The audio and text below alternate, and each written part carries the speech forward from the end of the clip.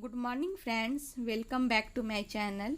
Guys, मैं आज किसी व्यक्तिगत काम से दूसरे स्कूल जा रही हूँ और उस स्कूल का रास्ता गांव के जंगल वाले रास्ते से होकर गुजरता है।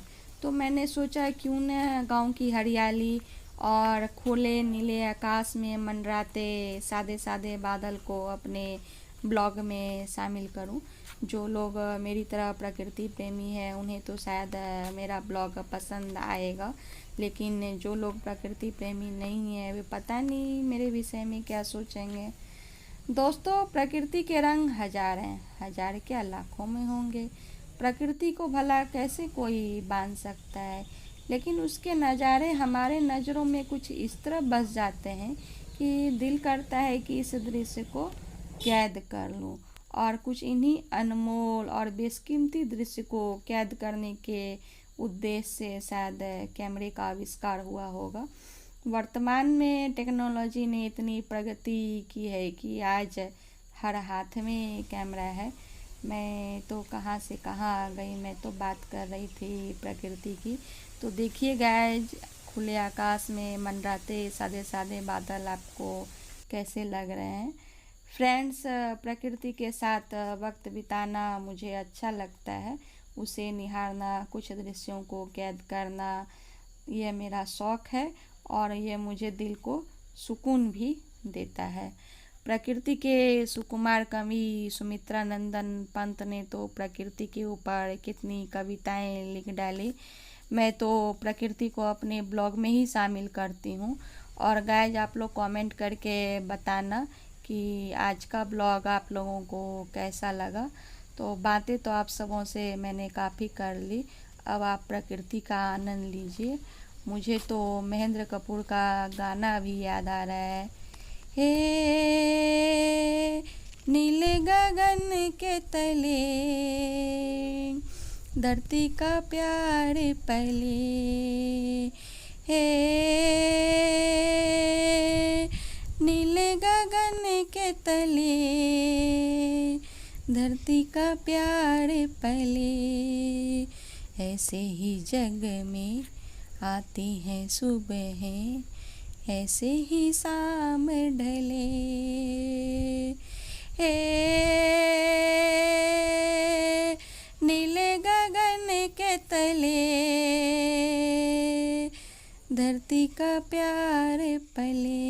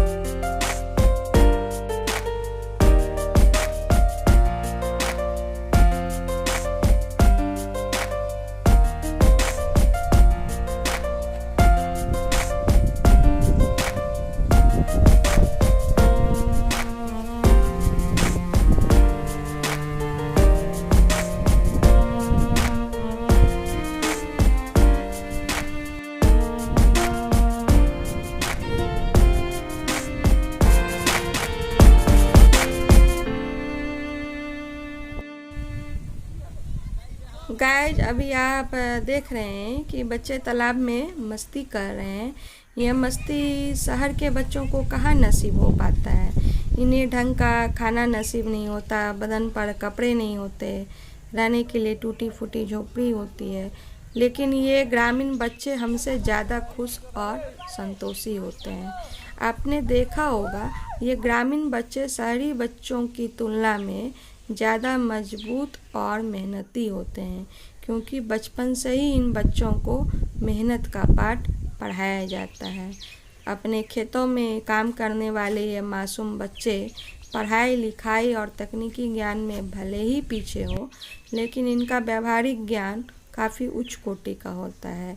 मैंने देखा है कि 5-6 साल का छोटा बच्चा अपनी बहन को ससुराल लाने और पहुंचाने का काम करता है, अपने दादा दादी को डॉक्टर के यहाँ दिखाने का काम करता है। पिता अगर व्यापारी है तो बाज़ार से सामान लाने का काम करता है। छोटी छोटी बच्चियाँ भी कम मेहनती नहीं हैं, पंपिंग सेट को खेतों पर लाने का काम करती है। अनाज की बोरियां कभी माथे पर और कभी साइकिल पर खेतों से घर लाने का काम करती है। तो कुछ बच्चियां जलावन इकट्ठा करते और काटते हुए नजर आती हैं। जब फसल बोने और काटने का समय होता है तो बच्चे स्कूल नहीं आते, अगर आते भी हैं तो हाजिरी बनाकर चले जाते हैं। इन छोटे बच्चों का काम देखकर मेरा दिल कभी कभी थम जाता है, लेकिन क्या कहा जाए, पापी पेट का ही सवाल है। हालांकि छोटी छोटी बातों पर लड़ाई झगड़ा और कभी कभी गालियाँ सुनने को मिलती है, लेकिन हमारी कोशिश होनी चाहिए कि हम देश के भविष्य को सुधारें और इनके संस्कारों को बदलें। सरकार भी चाहती है कि जनता शिक्षित हो, और आप देख रहे हैं कि मैं कैसे कैसे रास्तों से गुजरते हुए स्कूल जा रही हूँ। काफ़ी पिछड़े इलाके तक सरकार ने स्कूल खोला है, सारी सुविधाएं भी प्रदान की जा रही है, जैसे खाना, पोशाक, पुस्तकें। लेकिन जिस उद्देश्य से स्कूल खोला गया है उसका सही परिणाम नहीं आ रहा है। तो ये एक विश्लेषण का विषय है कि ऐसा क्या कारण है कि सारी सुविधाएं प्रदान की जाने के बावजूद भी सरकार का लक्ष्य वो पूरा नहीं हो पा रहा है। तो इस पर जो है विचार मंथन होना चाहिए। और आप देख रहे हैं कि ये तालाब है, तो तालाब के उस पार जो है बेगूसराय जिला है, और ये जो सड़क दिख रहा है आपको, ये समस्तीपुर ज़िला है। तो बिल्कुल मैं बॉर्डर एरिया से गुजरते हुए स्कूल जा रही हूँ, और ये हरियाली मुझे काफ़ी अच्छी लग रही है। और खेतों में जालियाँ लगी हुई है जानवरों से बचाने के लिए, ताकि खेतों को नुकसान नहीं हो। तो ये हरियाली जो है मुझे काफ़ी आकर्षित करती है, मतलब मेरे दिल को बिल्कुल छू जाती है।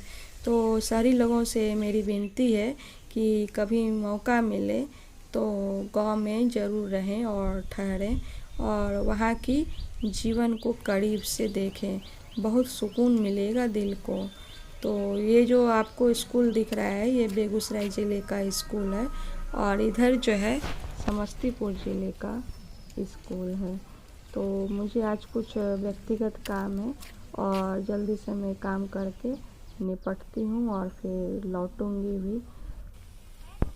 गाइस, आज धूप तो काफ़ी तेज़ है और चलते चलते मेरी हालत ख़राब हो गई। और आप देख रहे होंगे कि इन रास्तों में कोई कम्युनिकेशन नहीं है, मतलब इस रास्ते पर कोई ऑटो वगैरह नहीं चल रही है। तो ये जो सामने पिंक कलर का बिल्डिंग दिख रहा है ये समस्तीपुर ज़िले का एक स्कूल है, और मुझे किसी से मिलना है, तो मैं मिलकर लौटती हूँ। और लौटने के बाद जो है मैंने कैमरे से जो है शूटिंग की है गाँव की। तो मैंने ये ब्लॉग उस दिन बनाया था जिस दिन राम जन्मभूमि का शिलान्यास हुआ था। तो लोगों के घरों में जो है टीवियाँ चल रही थी, और लोग जो है राम जन्मभूमि का शिलान्यास जो है घरों में देख रहे थे। तो वही आवाज़ जो है आज आ रहा था सड़कों तक। तो गाइस, ये था मेरा आज का ब्लॉग। मैंने गांव की हरियाली और खुले आसमान, प्रकृति के नज़ारे को ही आज मैंने ब्लॉग में शामिल किया। तो उम्मीद करती हूँ कि मेरा ब्लॉग आप सबों को पसंद आएगा। अगर गाइस आप लोगों को मेरा ब्लॉग अच्छा लगता है तो मुझे सपोर्ट करने के लिए मेरे चैनल को लाइक से और सब्सक्राइब करें। तो ये थी आज की गांव की हरियाली, ये देखिए गाय यहाँ आराम कर रही है। और ये जो रास्ता गया है ना गाय के बगल से, ये बेगूसराय की ओर जाता है। तो ये बिल्कुल बॉर्डर एरिया है। और ये देखिए गाँव की औरतें जो हैं जलावन इकट्ठा कर रही है। तो यही इनका जो है भरण पोषण है। अगर वो नहीं करेंगी तो खाएंगी क्या। तो गाइस मिलती हूँ मैं अगले ब्लॉग में। तब तक के लिए गुड बाय। और आप सबों को ब्लॉग देखने के लिए बहुत बहुत धन्यवाद।